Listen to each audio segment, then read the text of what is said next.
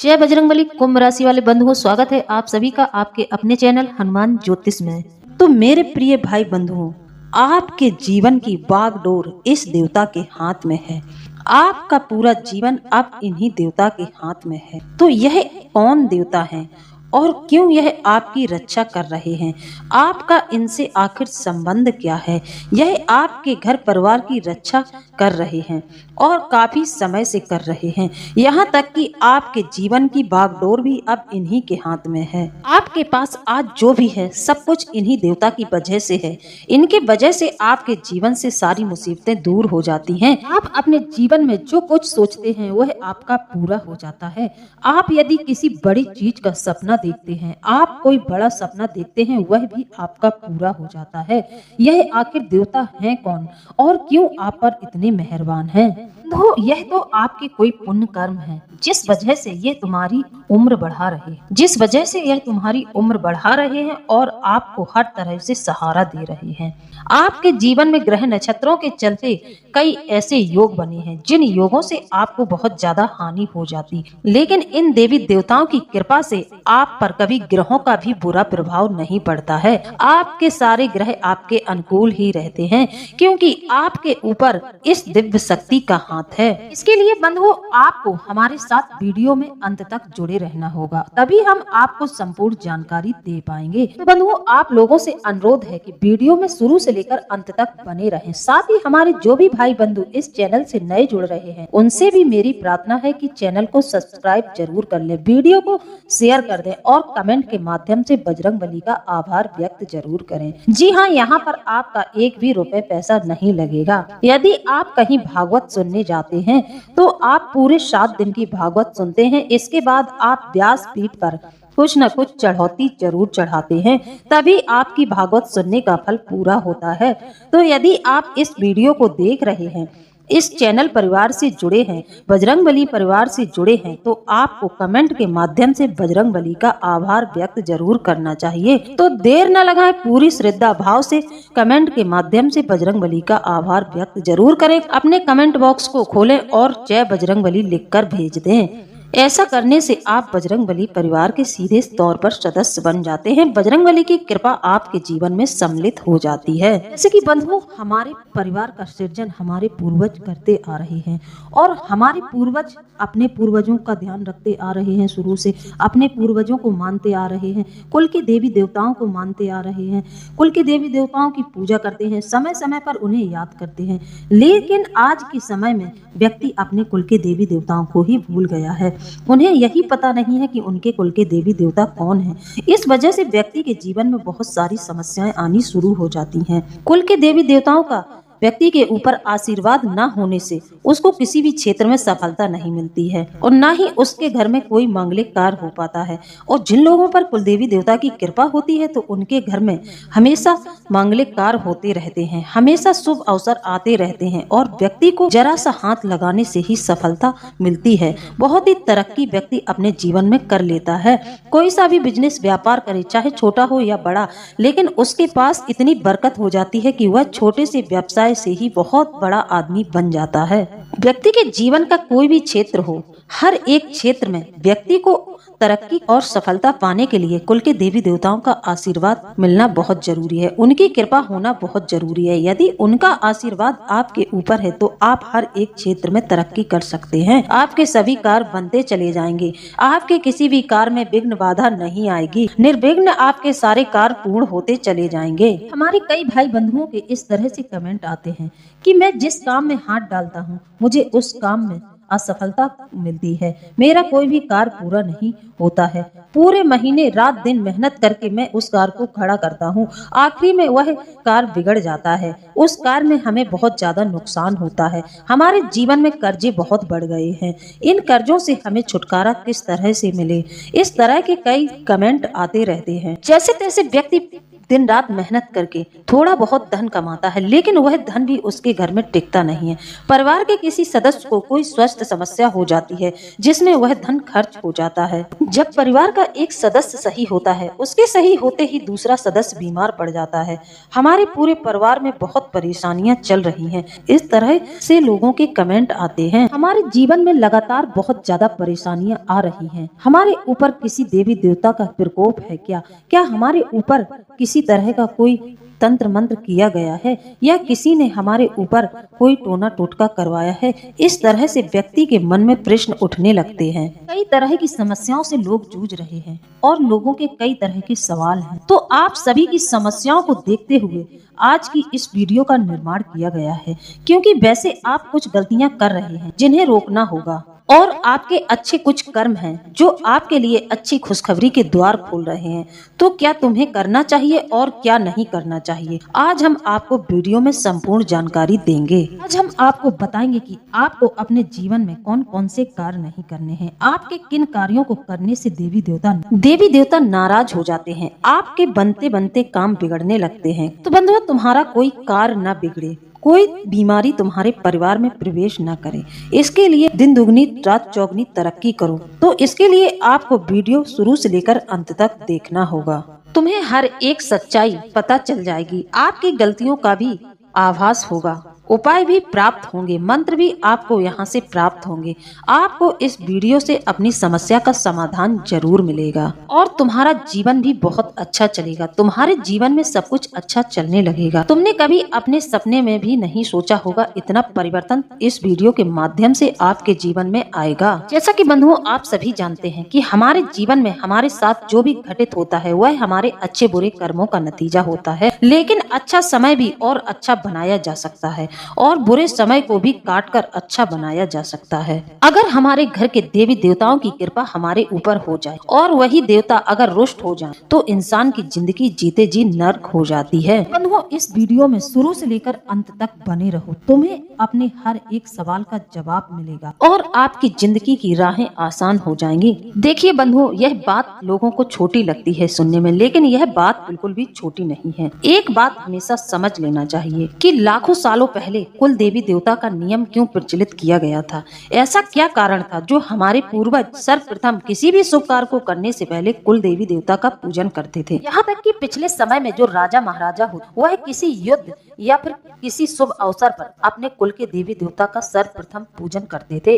कुल के देवी देवता के नाम से ही किसी कार्य की शुरुआत करते थे। कुल के देवी देवता को पूजने का प्रचलन पहले बहुत ज्यादा रहता था। हमारे पूर्वज हमेशा कुल के देवी देवताओं को मानते आ रहे हैं, लेकिन आज की पीढ़ी ने मानना बंद कर दिया है। बंधुओं, कुल के देवी देवताओं को पूजने का नियम क्यों प्रचलित किया गया है? ऐसा क्या कारण था कि हर इंसान की कोई कुल देवी या कुल देवता होते थे? तो बंधुओं, उसके पीछे कारण यह था कि ऐसा करने से इंसान कभी अपने जीवन में भटकता नहीं है, वह अपनी राह से भटकता नहीं है और वह कभी भी किसी दुष्कर्म को नहीं करे, इसलिए यह रीति बनाई गई है। कई बार लोगों का काम नहीं बनता तो वो भगवान बदल लेते हैं, किसी अन्य धर्म के देवी देवताओं की पूजा आराधना करने लगते हैं। एक भगवान को छोड़कर दूसरे भगवान को पकड़ना यह व्यक्ति की सबसे बड़ी गलती होती है। बात बताइए बंधुओं, क्या आप अपने भगवान को छोड़कर, अपने कुल के देवी देवताओं को छोड़कर किसी अन्य देवी देवता का सहारा लेते हैं, उनका आश्रय लेते हैं, तो क्या आपके कार्य बनने लगते हैं?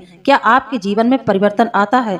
जी नहीं, आपके जीवन में कुछ भी नहीं बदलता है, उल्टा और ज्यादा आपके जीवन में परेशानियां आनी शुरू हो जाती हैं।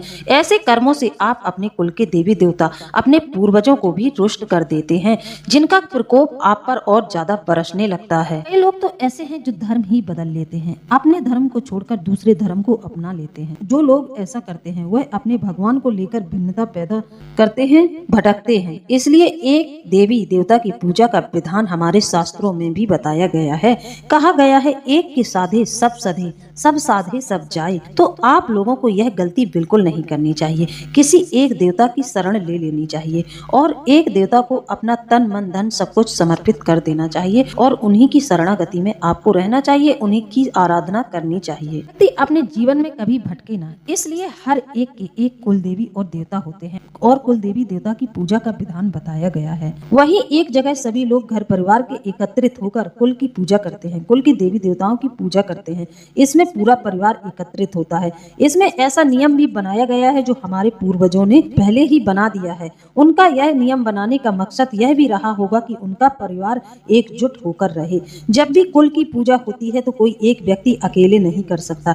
इसमें पूरे परिवार को एकत्रित किया जाता है, तभी कुल देवी देवता की पूजा आराधना होती है, तभी उनकी पूजा कराई जाती है।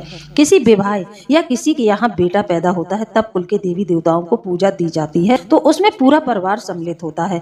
ऐसा भी नियम होता है अपने कुल के देवी देवताओं की पूजा प्रसाद जो होता है उसे सिर्फ कुल के ही लोग खा सकते हैं, अन्य किसी को वह प्रसाद के रूप में आप नहीं दे सकते हैं। इस तरह का भी नियम बनाया गया है। इसलिए एक ऐसा स्थान बनाया जाता है जिसे कुल देवी या कुल देवता के रूप में जाना जाता है। पूरा परिवार एकजुट होकर वहां जाकर माथा टेकता है, उन्हीं को मानते हैं, सभी भगवानों के रूप में भी उन्हें ही देखते हैं। अब वो हमेशा हमारे ऊपर कृपा बरसाते रहते हैं, हमारी हमेशा रक्षा करते रहते हैं। जब हम उनकी पूजा आराधना करते हैं तो उनकी कृपा भी हमें मिलनी शुरू हो जाती है। कुल के देवी देवताओं को मानने से, उनकी पूजा करने से हमारा हर कार्य सुचारू रूप से बनने लगता है और हमारी जिंदगी में हर एक संकटों का नाश होने लगता है। हमारे जीवन में किसी भी तरह का संकट नहीं आता है। संकट आने से पहले ही हमारे कुल के देवी देवता हमारी रक्षा कर लेते हैं और हमें हर संकट से बचा लेते हैं। बंधुओं, जैसे जैसे समय आगे बढ़ता जा रहा है वैसे वैसे इंसान भक्ति और भगवान से दूर होता जा रहा है। उसकी दिनचर्या बिल्कुल अस्त व्यस्त हो गई है। उसकी दिनचर्या कुछ ऐसी हो गई है कि व्यक्ति सुबह उठता है तो बहुत देरी से उठता है। सूर्य उदय होने के बाद व्यक्ति जाग रहा है। आप समझो, जो सूर्य उदय होने के बाद जाग रहा है तो उसके जीवन में भाग्य का उदय कब होगा? कभी भी फिर उसके भाग्य का उदय नहीं होता है, उसका भाग्य नहीं जागृत होता है और उसके जीवन में कई प्रकार की समस्याएं चलती रहती हैं। लोग तो ऐसे हैं जो प्रतिदिन स्नान नहीं करते हैं, नहाने में भी लोगों को आलस लगता है और अपने शरीर को गंदा रखते हैं। बिना ईश्वर का आभार व्यक्त किए व्यक्ति सीधे चला जाता है अपने काम पर, और काम पर व्यक्ति सुबह जाता है, शाम को 5-6 बजे लौटकर वापस आता है। कई लोग तो 8-9 बजे भी घर वापस लौटते हैं। अब वह पूरे दिन न उसने पूजा पाठ की, न नहाया धोया, कुछ भी नहीं किया, वह पूरे दिन अपने साथ दरिद्रता को रखता है। इस तरह से व्यक्ति के जीवन में कभी भी व्यक्ति को सफलता नहीं मिलती है, कभी भी ऐसे व्यक्ति के घर में बरकत नहीं होती है, क्योंकि वह अपने साथ दरिद्रता को लेकर चलता है। यानी कि आजकल का जो मानव है उसके पास बिल्कुल भी समय नहीं है कि वह 2 मिनट के लिए भी भगवान का नाम ले, भगवान का आभार व्यक्त करे। वह बिल्कुल भी ईश्वर को नहीं मानता है, वह सिर्फ और सिर्फ अपने कार्यों में लगा रहता है। उसके जीवन में कितनी भी घिसाई, कितनी भी रगड़ाई चले, लेकिन उसका ध्यान कभी भी इस ओर नहीं जाता है कि उनको देवी देवताओं की पूजा आराधना करनी चाहिए, अपने जीवन में परिवर्तन करना चाहिए। आज के समय में ज्यादातर लोग ऐसे हैं, तभी उनके जीवन में बहुत ज्यादा परेशानियां चलती रहती हैं। इस समय में लोगों का यह भी कहना है कि जब जिंदगी में पैसा होता है तो सारे रिश्ते नाते अच्छे हो जाते हैं, सब कुछ हमें मिल जाता है, पैसे से हम सब कुछ कर सकते हैं। तो बंधुओं, यह एकदम गलत बात है। जीवन में देवी देवताओं का आशीर्वाद होना बहुत जरूरी है। जब देवी देवताओं का आशीर्वाद आपके साथ नहीं है, उनकी कृपा आप पर नहीं है, दिव्य शक्तियों का हाथ आपके ऊपर नहीं है, तो फिर आप जीवन में कोई भी तरक्की नहीं कर पाएंगे। किसी भी क्षेत्र में आपको कामयाबी कभी नहीं मिलेगी। आप चाहे जितनी रगड़ाई घिसाई कर लें अपनी, चाहे जितना आप प्रयास कर लें, आप कभी भी ऊपर उठ ही नहीं सकते हैं जब तक आपकी देवी देवताओं की शरण नहीं लेते हैं। देवी देवताओं की शरण लेकर आपके जीवन का उद्धार होना तय है। यदि आप अपने दिन की शुरुआत देवी देवताओं की आराधना से करते हैं तो आपका दिन, पूरा दिन बहुत अच्छा जाता है। महीने में 30 दिन होते हैं, 30 दिन आपके बहुत ही बेहतर निकलते हैं। 30 दिन का परिणाम आपको बहुत ही शुभ दिखाई देगा। आप जिस कार्य के लिए निकलेंगे वह कार्य आपका जरूर बनेगा। लेकिन बंधुओं, आपको अपने जीवन में कुछ अच्छे नियम बनाने होंगे, जैसे कि सुबह सूर्य उदय से पहले जाग जाना और अपने किसी कार्य की शुरुआत भगवान का नाम लेकर ही करना। सुबह आप अपने व्यवसाय या फिर नौकरी आप करते हैं, वहां जाने से पहले आपको नहा धोकर भगवान के आगे एक दीपक जलाकर भगवान से प्रार्थना करनी चाहिए और नियमित रूप से यह दिनचर्या में सम्मिलित कर लेना चाहिए। जो व्यक्ति इस तरह की दिनचर्या निर्धारित कर लेता है उसके जीवन में सब कुछ कुशल मंगल रहता है। दिव्य शक्तियों का जब हमारे ऊपर हाथ होता है, हमारे जीवन में बरकत होती है। यदि आपके ऊपर किसी भी देवी देवता का हाथ नहीं है तो आप अपने जीवन में कितना भी धन कमा लेंगे, लेकिन उस धन का इस्तेमाल आप सही जगह नहीं कर पाएंगे।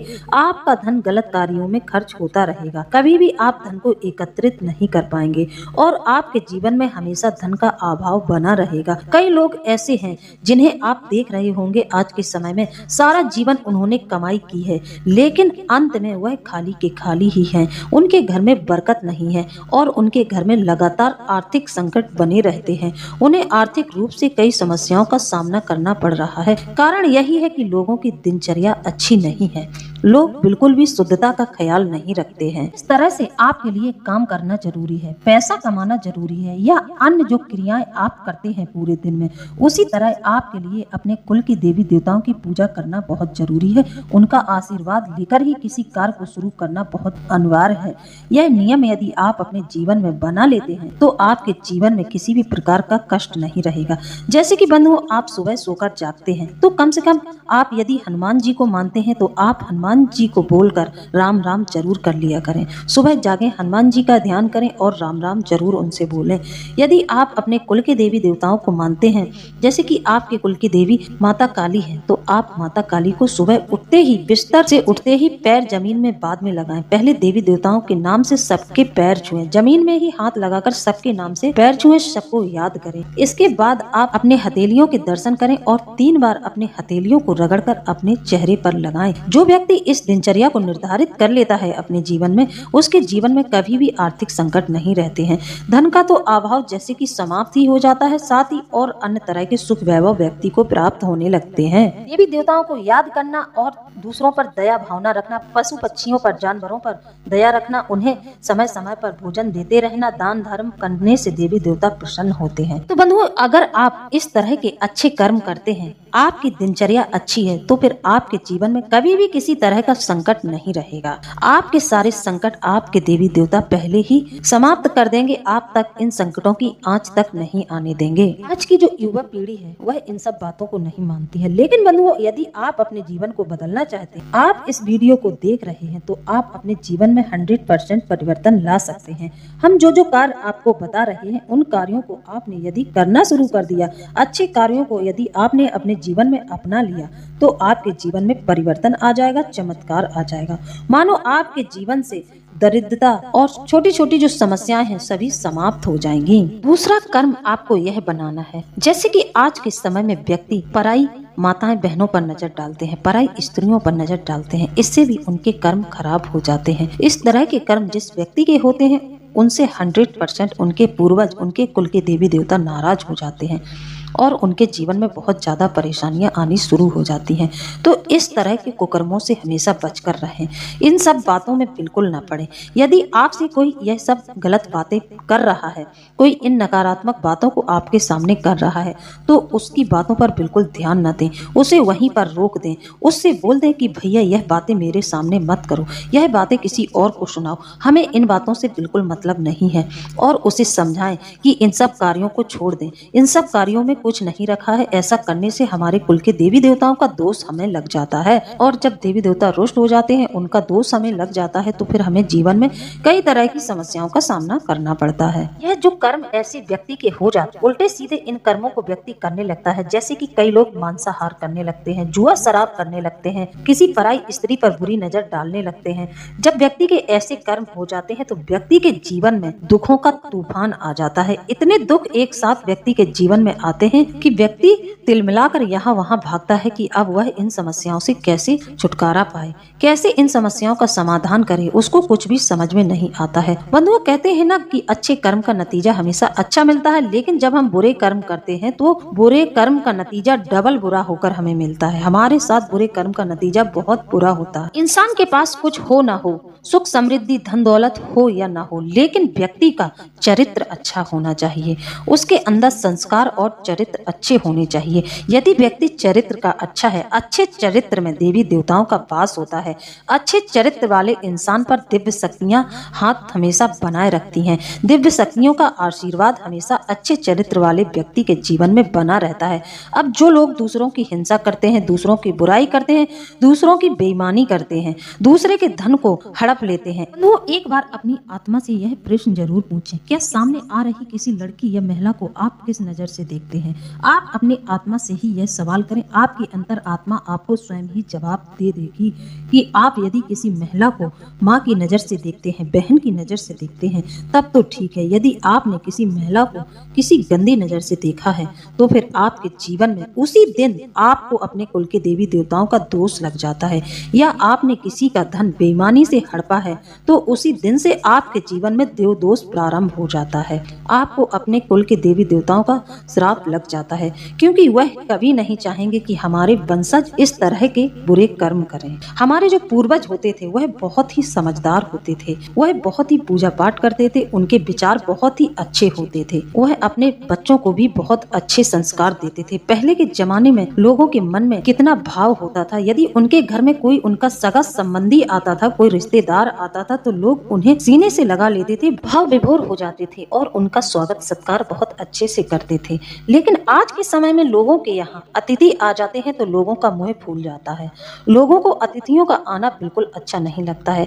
जैसे कि किसी के घर में बेटा बहू है तो बेटा बहू के ससुराल पक्ष के लोग आ जाएंगे तब तो ठीक है। यदि ससुर या सास के पक्ष के कोई रिश्तेदार आ गए तो बेटा बहू बिल्कुल भी उनका आदर नहीं करेंगे। उनका आना उन्हें इतना खलेगा मानो कि उनके घर में कितनी बड़ी समस्याएं आ गई है। लोग यहीं पर गलती करते हैं। अतिथि भगवान का रूप होता है। अतिथि देवो भव हमारे भारत देश में कहा गया है, अतिथि देवो भव, अतिथि को भगवान का दर्जा दिया गया है। तो जब भी आपके घर में कोई अतिथि आता है तो कभी भी उसका अनादर न करें, उसका सम्मान करें। आपकी जिस तरह की व्यवस्था है उसी तरह आप उनका सम्मान करें, उनको सम्मान के साथ अपने घर में शरण दें, उनको अच्छे से रखें और उनके साथ अच्छे से वार्तालाप करें, जिससे कि वह आपके घर से जब जाएं तो और 4 जगह जाकर आपकी तारीफ करें और उनका मन प्रसन्न हो जाए। जब लोग अच्छा बर्ताव करते हैं अतिथियों के साथ तो अतिथि और 4 जगह जाकर बड़ाई करते हैं और अच्छा बताते हैं कि उनका बेटा बहुत अच्छा है, उनकी बहू बहुत अच्छी है। इस तरह की बातें आपको सुनने में मिलती हैं और ऐसे व्यक्ति के घर में ईश्वर की भी कृपा बरसती है। ऐसे लोगों से ईश्वर भी बहुत प्रसन्न होते हैं जो अतिथियों का सम्मान करते हैं। जो अतिथियों का अनादर करते हैं वह साक्षात माता लक्ष्मी का अनादर कर देते हैं। उनके घर से देवी देवता रुष्ट हो जाते हैं। तो कभी भी इस तरह की गलती आपको नहीं करनी है। तो इन चीजों को यदि इंसान अपने जीवन में उतार ले, इन्हें समझ जाए तो उनके जीवन में कभी भी किसी तरह का दुख दर्द न आए। लेकिन विडंबना यह है कि आज के समय में सब आंख मूंद कर चल रहे हैं। कोई यह नहीं सोच रहा है, कोई बुद्धि विवेक नहीं लगा रहा है कि हम गलतियां कहाँ कर रहे हैं। व्यक्ति अपने जीवन में लगातार गलतियों को करता रहता है और यहाँ वहाँ अपनी समस्याओं का समाधान ढूंढने के लिए घूमता रहता है। कहीं इस बाबा के पास जाएंगे, कहीं उस मंदिर में जाएंगे, अपनी समस्याओं का समाधान ढूंढने के लिए तांत्रिकों के पास जाएंगे।